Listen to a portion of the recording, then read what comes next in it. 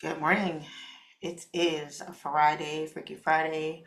Live trade with US 30. I'm looking for buys right now. I am looking for buys. I think US 30 is going to buy from here.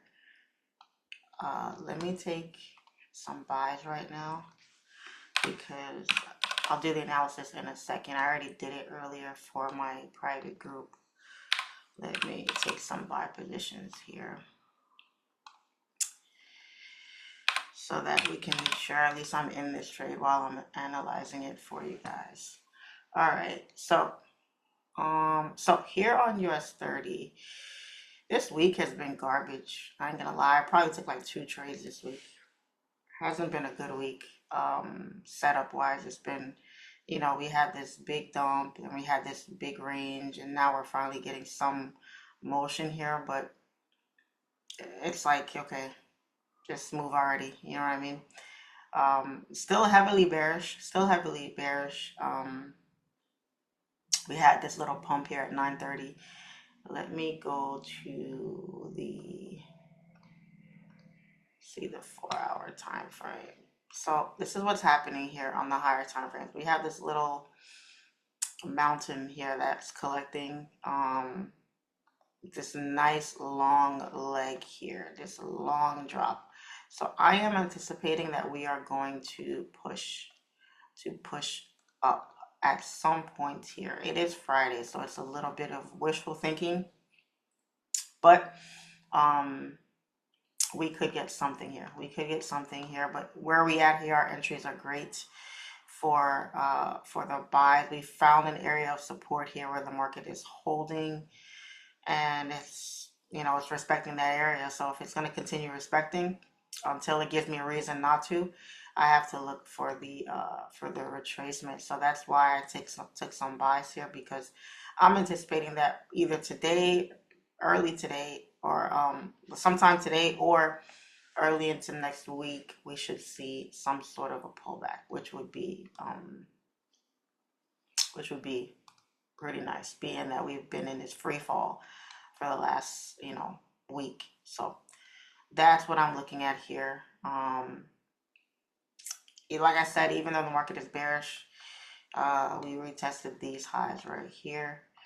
We're kind of stuck in this little range here. Would like to see a little push for us to push up there. So hopefully we get that today, and that could be, our trade for today. This is probably one of the better setups that I've seen this week.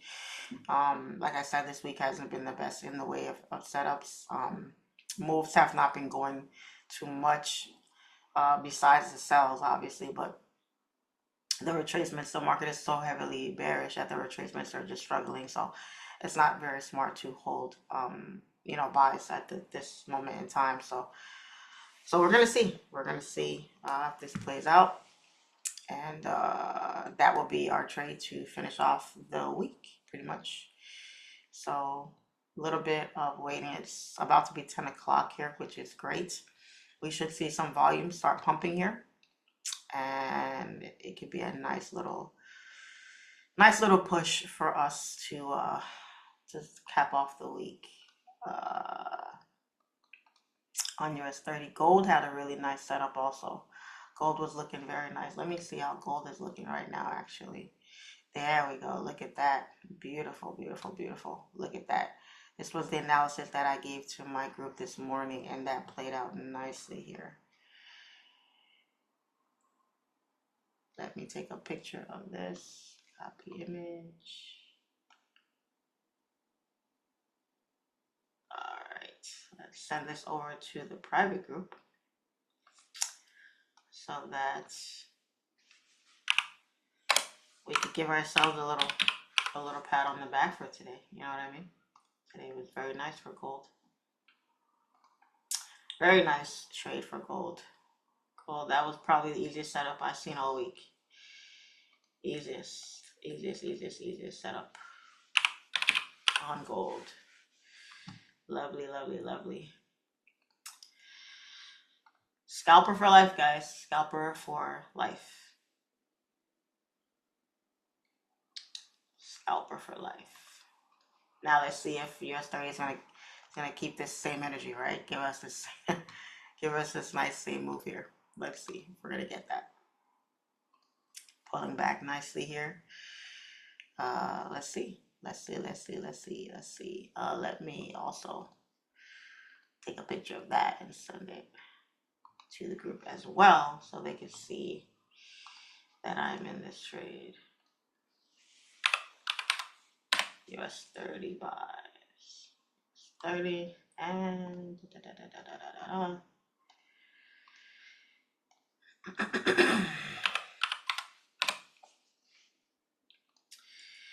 let's see. Even though I analyze gold, I don't trade it anymore. It's been a while since I traded gold.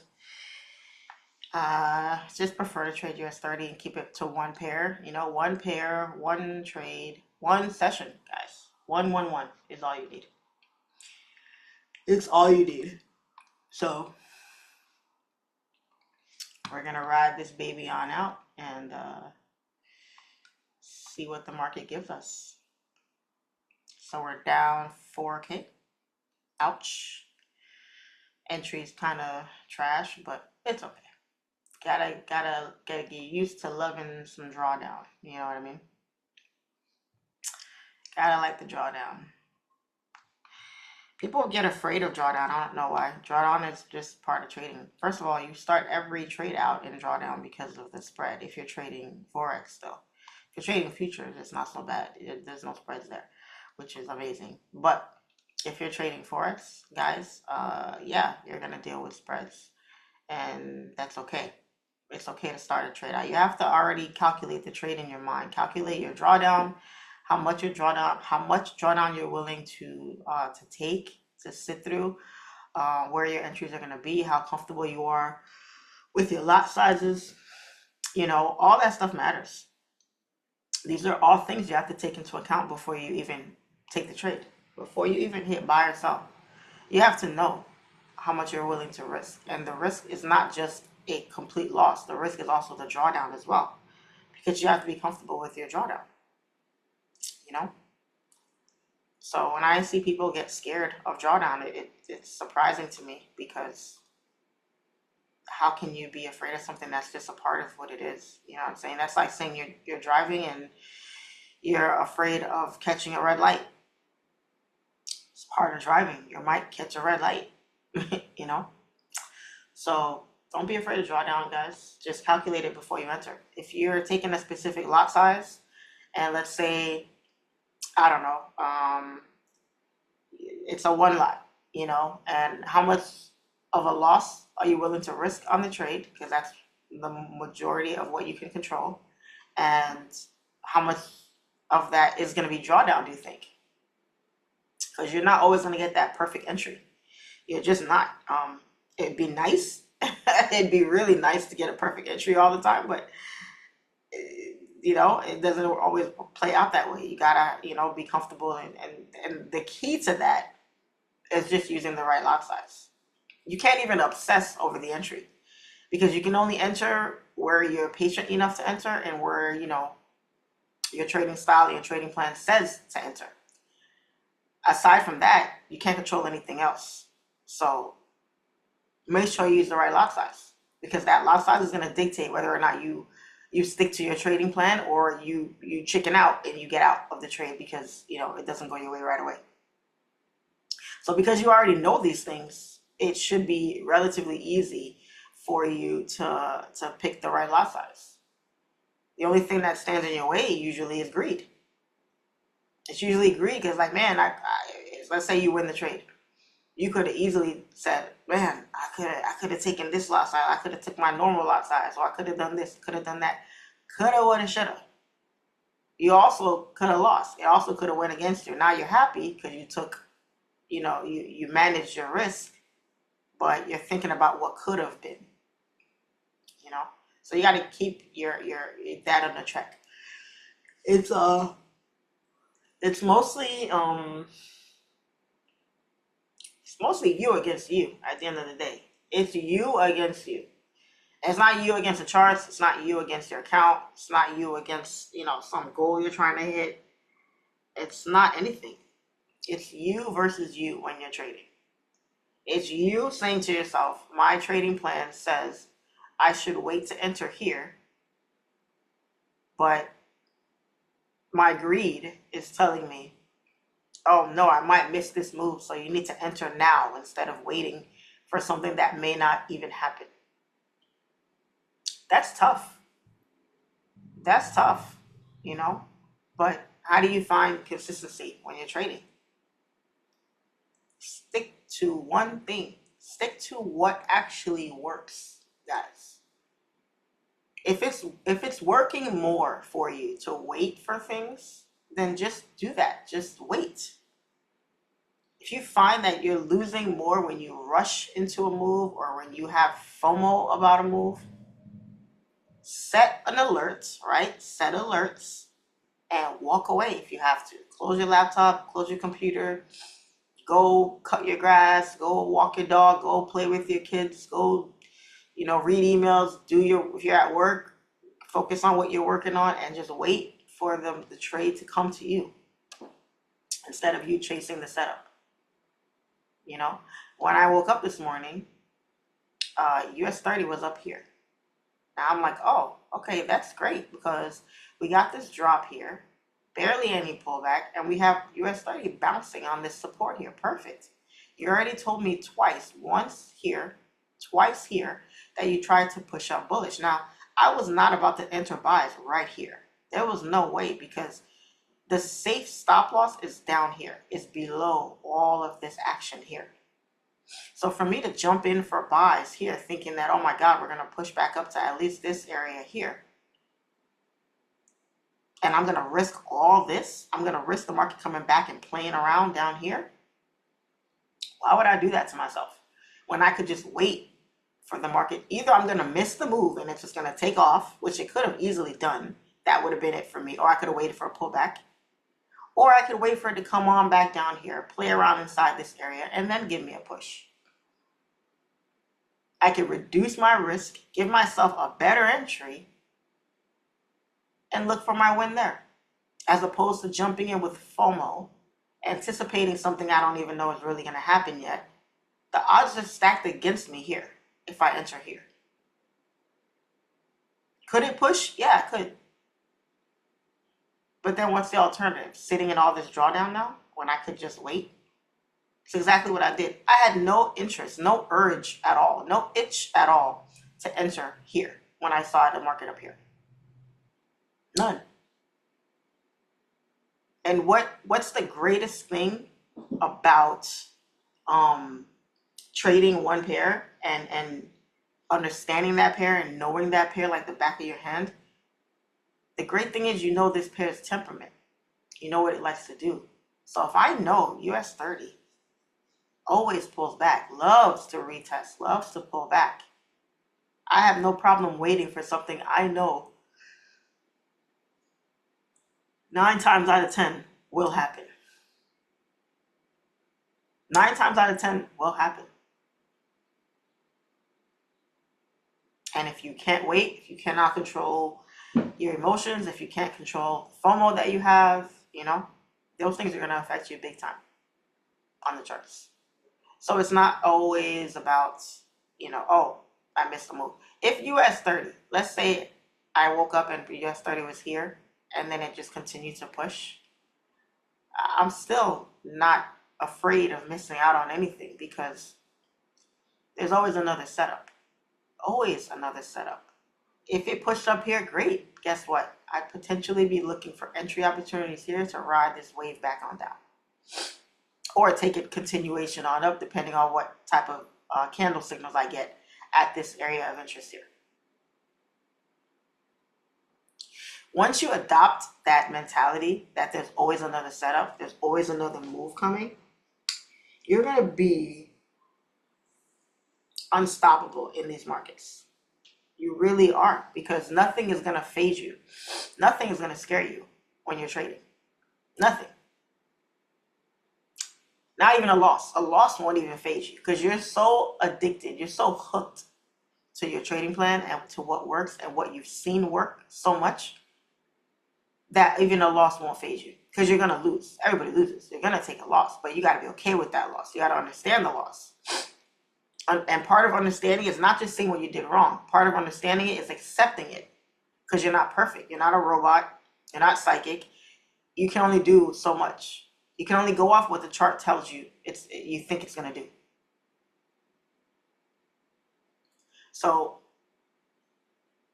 some of you guys, I feel like, beat yourselves up a little bit too much on these charts. Some of you are still in the learning phases. You don't really give yourself enough time. You're kind of comparing yourselves to other traders, other people. And that's one of the worst things that you could do. It's one of the worst things you could do, is compare your own progress, your own elevation to someone else's. Because everybody's situation is different. Everybody's circumstances are different. Everybody's psychology, mentality is different. Trading styles are different.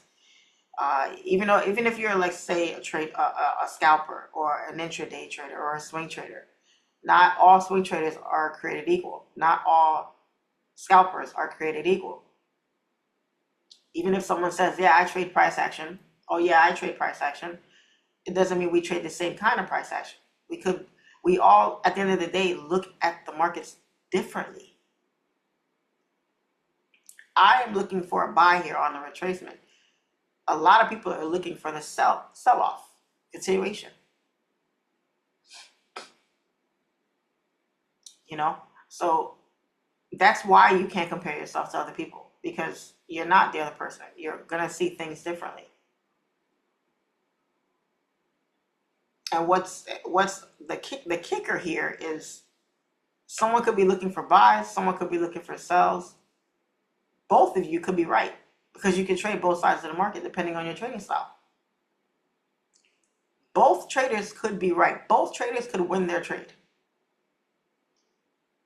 depending on several different factors, but it is what it is. So those of you that are out here struggling with your trading, thinking that it's impossible, you gotta take it easy on yourself. You have to be a little bit more patient with yourself. You gotta give yourself time. This was my original entry area there. I wanted to see price retrace to that area there. And it did come back there. And now it's coming back to this. This would have been the perfect entry right here. This area right here would have been the perfect entry for me. So we're gonna wait and see.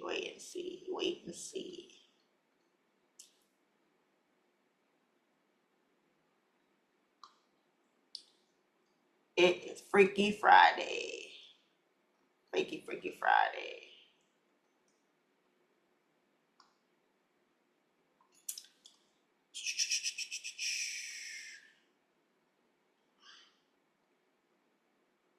Should have waited a little longer to take some entries down here. But I anticipated some volume this morning. The volume is there, but it's going pushing down. So just got to wait for us to get some bullish candle closes. And once we get that, we should continue bullish up there. We should continue bullish.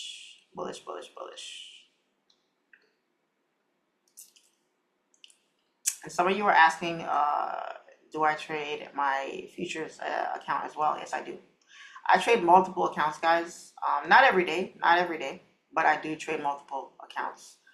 I trade on multiple platforms, and I like to, diversify, because that's the smart thing to do. It's the smart thing to do. Never put all your eggs in one basket. I remember watching a Bernie Madoff documentary, because I like watching financial documentaries, as well as, educational documentaries, but I like to watch those things. And I remember watching all the people that they were, like, interviewing, that were like victims of the Ponzi scheme that he ran for God knows how long. And I was like, yo, all of these people, they were showing people that were, like, crying about losing their homes, having to sell their homes, going back to work, some of them at a really old age. Like, some of these people were, like, in their 70s, having to go back to work.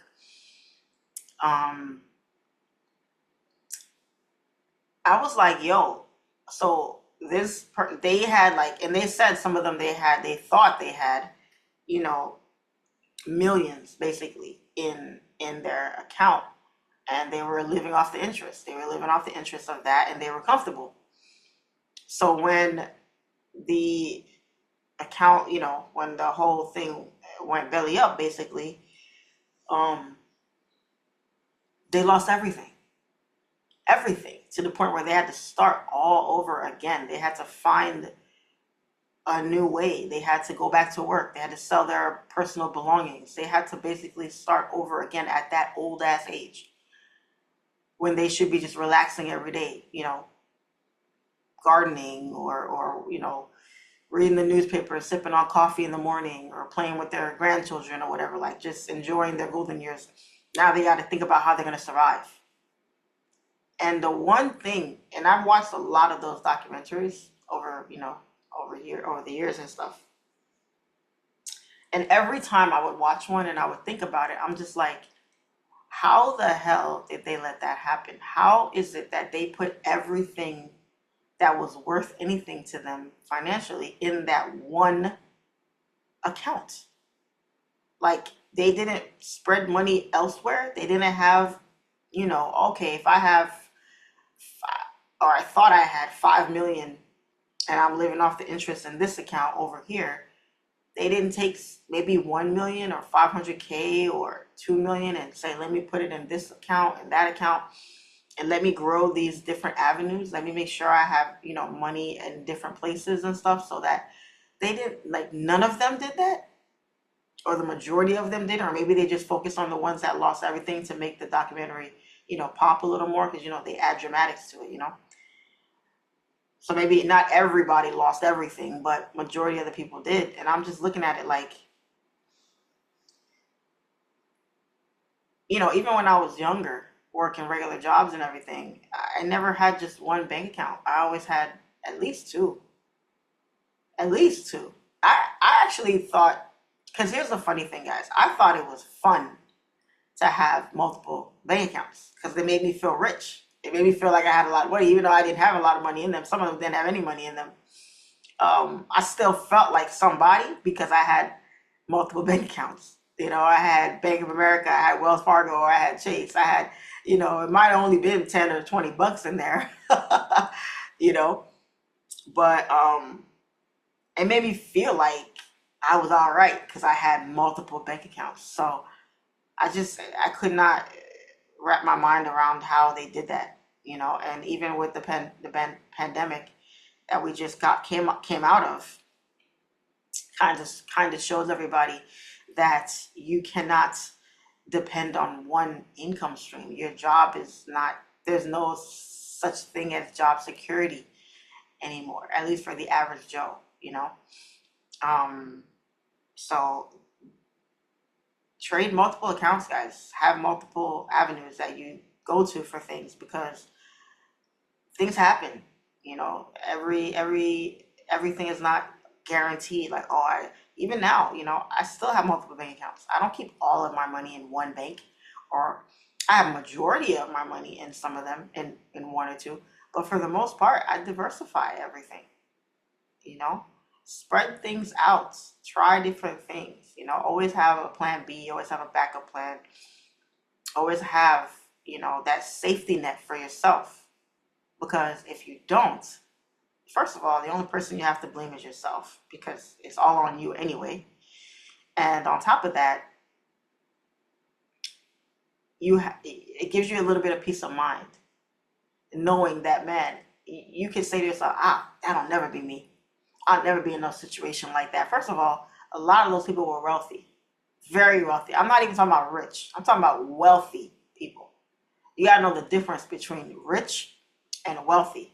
You have rich people and you have wealthy people.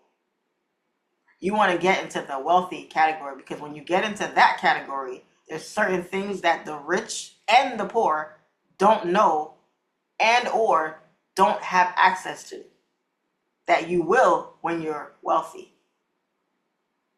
When you're an average Joe and you walk in the bank, you're just another customer. You're just another person to them. Whatever. They don't care. But when you have a certain amount in your bank account, nah, they're not treating you like you're just a regular Joe Blow. They're bringing you to the back room. The branch manager is stopping what he's doing to come see what you need. They're walking you to the next nice office, offering you Pellegrino water or a glass of wine, and asking you if you're interested in any of their investment opportunities, investment accounts. They're talking to you like you're somebody because you are somebody to them. But when you're average Joe Blow, no, you don't care. You don't get access. They don't offer you the same stuff they offer people who have money to the average person who ain't got money. So you wouldn't know about those things unless you were in that tax bracket. You get me? So for those of you that limit yourselves to the things that you don't know what you don't know. So you limit yourself to what you do know. There's things out there that you don't know, but you will know once you get yourself to a certain point in life. Be it personally, financially, whatever the case. So open your minds, guys. Educate yourselves on different things. Try to learn as much as you can. Stay away from the negativity. Stay away from the drama. Stay away from the nonsense that's out there. Focus on what's going to propel you into what you want to do, what your goals are. Your goals and your the things you want to accomplish are not predicated on someone else or what someone else is doing, what someone else got going on or whatever. Has nothing to do with you. Your success, how far you go, is dependent on one person, and that is you. No matter how many courses you take, how many live trades you watch, how many YouTube videos you watch, all that stuff, how is that going to benefit you? Is it getting you to where you want to be? Is it bringing any kind of value into your life? Is it going to help push you to where you're trying to get to? Because if it is, that's what you need to focus on. If not, you need to look elsewhere. You have to look elsewhere. When you get easily distracted by things that are not, part of your goal, you're never going to reach your goal because you're letting little outside things steal your attention. When what's really important is focusing on what's going to help you get to where you want to get to. If you want to be a successful trader, you focus on what is going to make you a successful trader. You study, you get on the charts, you put in the work. You don't say, well, I bought 15 courses, I'm still not profitable. What did you do with those 15 courses? Can't say, oh, I started this business and I'm still not successful. What did you do with that business? How hard did you work on it? Did you learn from your mistakes? Did you just give up after one or two failures? If you're open up a lemonade stand and it's 100 degrees outside and people are walking by and no one buys a lemonade from you, doesn't mean that you suck, your lemonade sucks, or it wasn't that hot out so people didn't buy it. It could have been anything. Did you open your lemonade stand and sell lemonade for $5 a cup when somebody was 2 stores away from you and they were selling lemonade for $3 a cup? See how different factors can affect how you do? It's just about how you look at things. You can't say, well, I've been trading for 2 years and I haven't seen any progress. You've been trading for 2 years? Have you been studying for 2 years? What have you been studying for 2 years? Are you journaling? Are you keeping track of the mistakes you're making? Are you making the same mistakes over and over again? Are you not learning from your mistakes? Because you could say you've been doing something for however long you want. It's not what you're doing, it's how you're doing it. That's going to dictate how far you go, how well you do. That's the best way I could put it. Simply put, that's the best way I could put it. If you know for a fact you are studying, you are taking the necessary steps that you need to take, and it's still not working out for you, then guess what? At least I tried. I gave it enough time, enough effort. I feel like I can't take it anymore. I've tried, I've given it all I had. So maybe it's just not for you. Maybe you have to take those same efforts that you put into this hard work and put it into something else that might yield better results for you.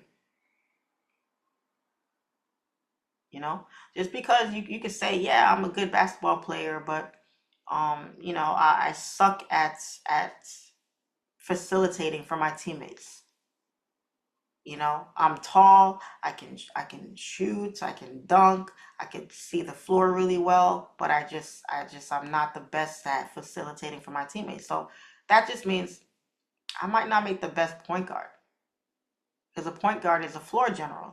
The point guard really sets the tone for the team on the floor, calls all the plays, sets everybody up, puts everybody in position to be successful.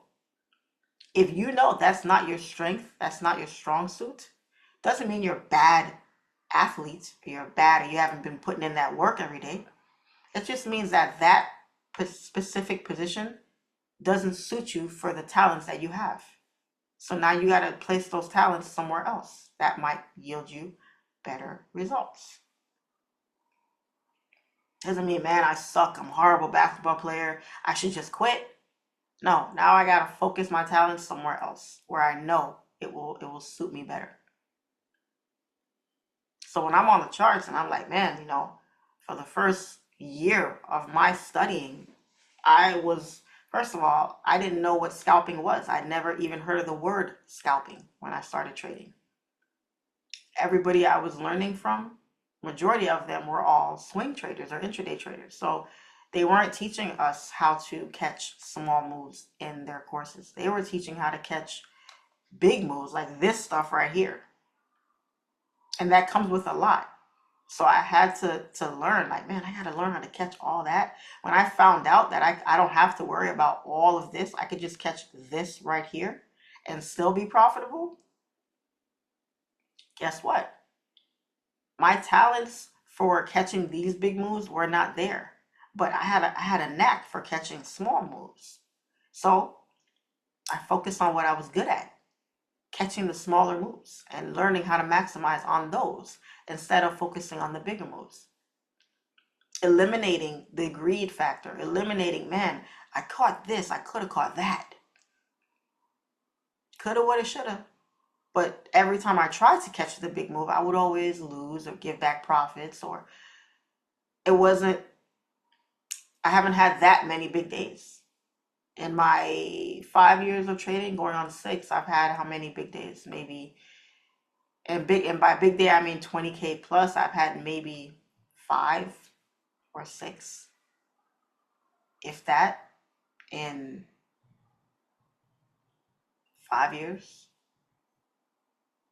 So the odds are not in my favor for big moves. But I found something that works for me, and I'm profitable at catching small moves. So I got to be okay with that. Catching this all the time is a point guard. Catching these small moves all the time is where I'm better at. I'm not great at facilitating for my teammates with all this, while catching this big ass move here. I'm great at playing my position on the court, looking for my shot, putting myself in the right spot to get the ball from the point guard, and doing what I got to do from there. I hope that analogy makes sense to you guys. I wish US 30 would wake up here and just take off. Come on now, hurry up. I ain't got all day. It's Friday. I want to get my weekend started here. Okay, guys, so find what works for you. Okay, what has worked for me is one trade a day, one setup, one trade, one setup, same thing, one pair, one session. It's been a hot minute since I have traded Asian session. I ain't gonna lie, it's been a hot minute since I've even looked at the charts on Asian session. It's been a minute. And I used to trade Asian session religiously all the time, especially with US 30. US 30 is amazing during Asian session. It's very slow. It's nowhere near as volatile as New York session or London is, obviously. Asian session is a slow session all around. We all know that. But I used to trade Asian session for US 30, catching small moves, catching 10, 15, 20 points in and out. It's kind of the same thing I do for New York. You know, I don't really look for too big a move in New York session. I'm not really looking for no 100-point moves. You can get them, you know, but do I aim for that? No. 20, 30 points a day is really all you need. You don't need more. You don't need more. You don't need more. I don't know how else to say it, how else to put it.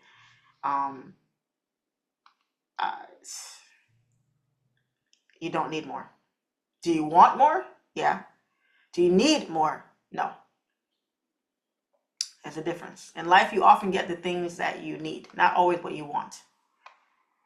Not always what you want, what you need. You know what I mean?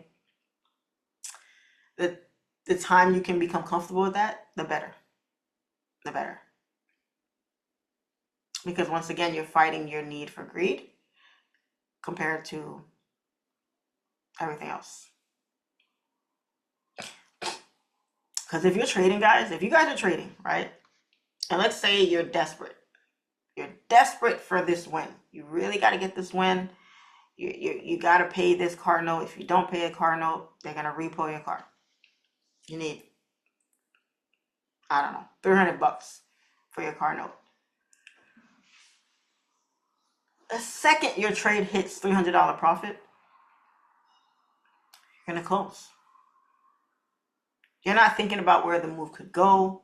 You're not thinking about, I could have raised my lot size. You're not thinking about anything else in that moment except I need this $300 because I have to pay my car note. If I don't get this money and I risk it back again by holding, over leveraging, all that kind of stuff that's been bad for me,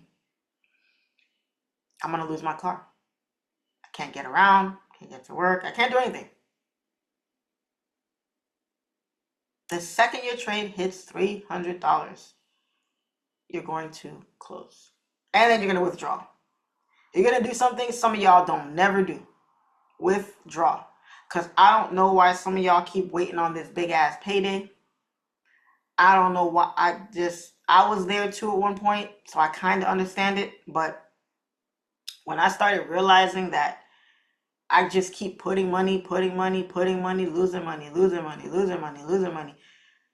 At what point am I going to see the fruits of my labor? You can only take so much, guys. We all have our breaking point in anything in life. So you can only invest so much before you finally tap out. What helps you, what keeps you in the game mentally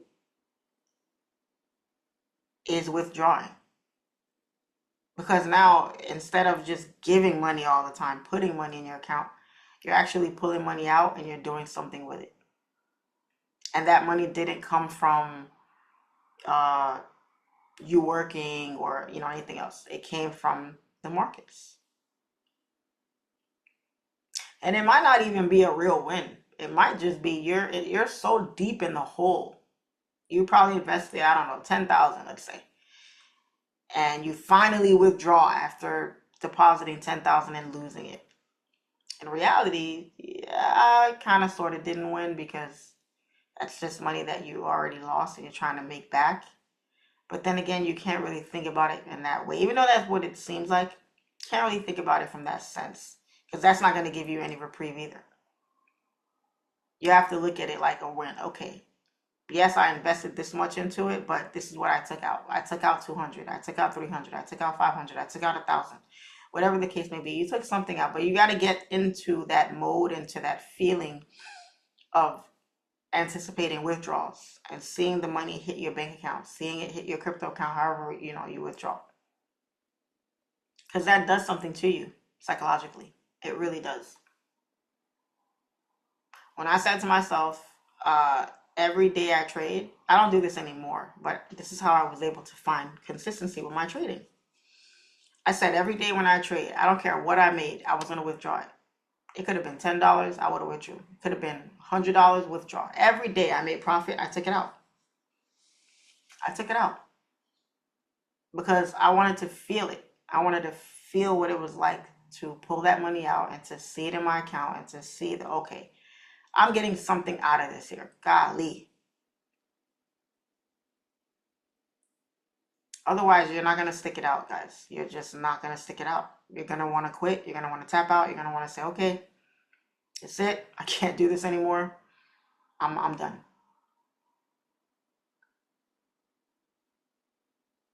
Because you don't know what it's like to pull money out. You don't know what there's nothing fun about it for you anymore. The fun of it is gone.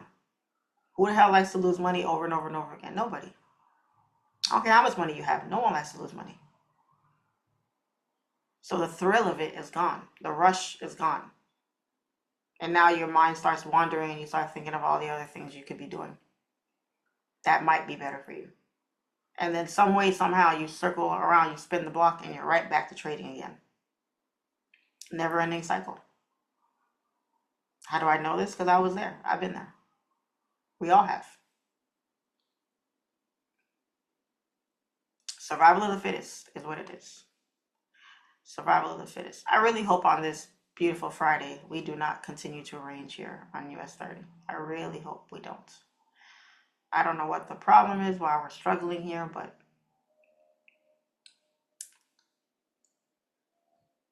hopefully, I hope we don't just range here before. I hope we get some sort of push. And I really hope the push don't come way later in the day, like 12, 1 o'clock. Then I was like, oh, come on. Really? Come on. Okay. And you guys notice I'm not too much looking at my profits too much or my drawdown too much. Why? Because I've adopted the habit of just watching the move play out. Don't focus on the money. Don't look at the drawdown. Don't look at the numbers fluctuate, because that will mess with your psychology. It'll mess with your trading as well. Just focus on the setup. If you know you took the right amount of risk, then you shouldn't be afraid of any kind of drawdown that you're in. Just focus on the move. Let the move play out. And that's it. So you don't see me kind of looking back and forth at my profit here because, oh my God, I'm this much, I'm that much, da, da, da, da. It messes with you. It really does. It really does. So just focus on the move. Focus on the move. At US 30, I gave me this little drop. I got my little bounce here.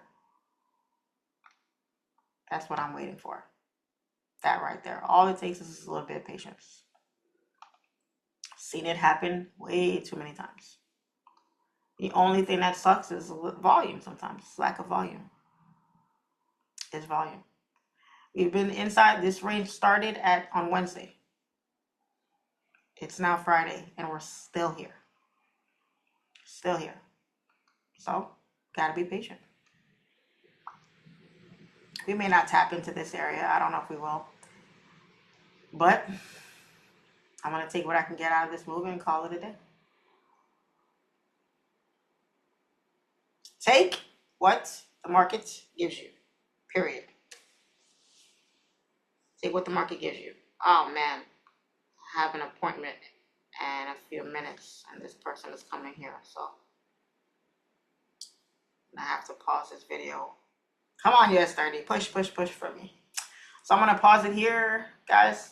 I'll let this thing play out. I have to get ready for this person to come take care of this house thing for me.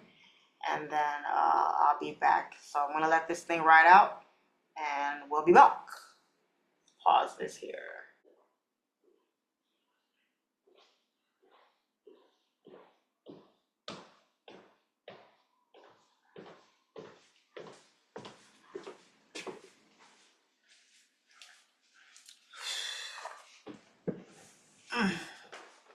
Wow. Yep. It looks like it's going to be one of those days. One of those days. 3,100 negative.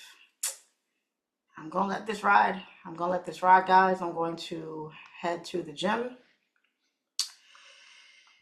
See how this looks when we get back. I'm going to keep an eye on my phone. I have this alert here. That alert was like letting me know that the push was coming.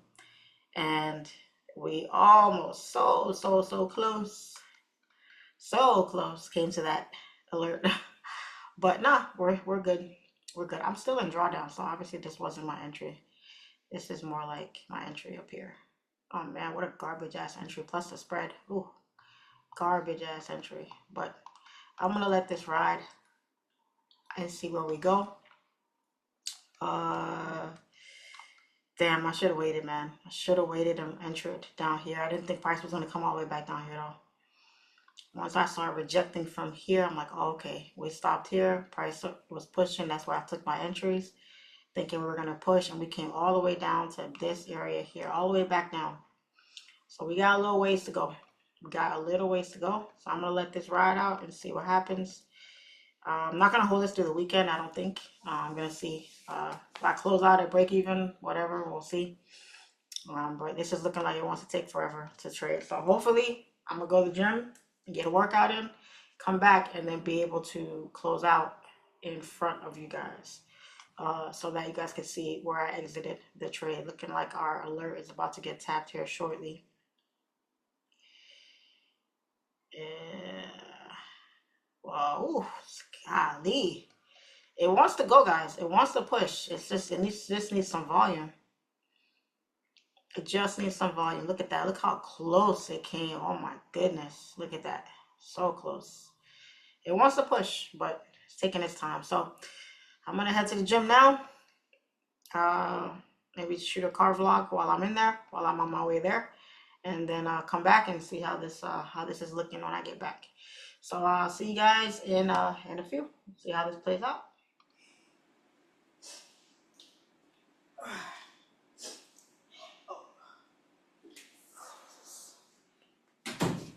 Okay. The way I just rushed home, cut my workout short, y'all, to hurry home and close out on this trade. Okay. So we waited, took forever. Finally, we finally got that push. Even with that trash entry, we still got a nice push. It is 2 o'clock in the afternoon on a Friday. We are up 26 bands. Oh my God. If I was home watching this, when I would have closed before. I would have closed before. But hey, we're not gonna be greedy. Boom. Boom and close. I'm not even gonna hold to full TP. Y'all know I barely ever do sometimes. This probably will continue bullish up here, but I don't really care. I'm good. Look at that, how one trade made my whole week. After this trash week we had, whole trade. This is like my third trade. I only took 2 trades this week. Made the whole week up. So that's what's up. That's what's up. Can't complain. And my private group got the same setup, caught the same trade, and gold also played out nicely as well. Gold sells, I called these sells earlier. Gold sells came down. We did not reject support. We broke support, retested it, and continued down. I had the sell analysis for below this zone right here, but retested nicely, then continued to drop. So could have caught these sells or even the continuation. So nice Friday. I ain't gonna lie, today was a real nice Friday. I'm done for the week. That's it. I'm gonna go take a shower and get something to eat and just chill for the rest of the day. Live trade, y'all saw me execute it. You guys saw my analysis, and we held it. What time did we? I think we out in the trade around what, 10? I want to say, what time was that? That was 9:45, a little after 9:45. So let's say 10 o'clock. And 10, 11, 12, 1, 2. So 4-hour trade, and I was able to capitalize on it. So I ain't mad. Guys, easy peasy, lemon squeezy. That's it. Contact me, description box below, leave a comment. If you caught this same setup today, let me know. I'll post it on my Instagram so you guys can watch. Other than that, that's all I got for y'all for this Friday, for this video. Got some vlogs dropping for y'all in the next few. I'm dropping two vlogs today and maybe like 2 or 3 more next week. So a lot more content coming for y'all. All right, y'all. As always, your favorite female trader, SIMPLEFX. I'll catch y'all in the next one. Peace and love. I'm out.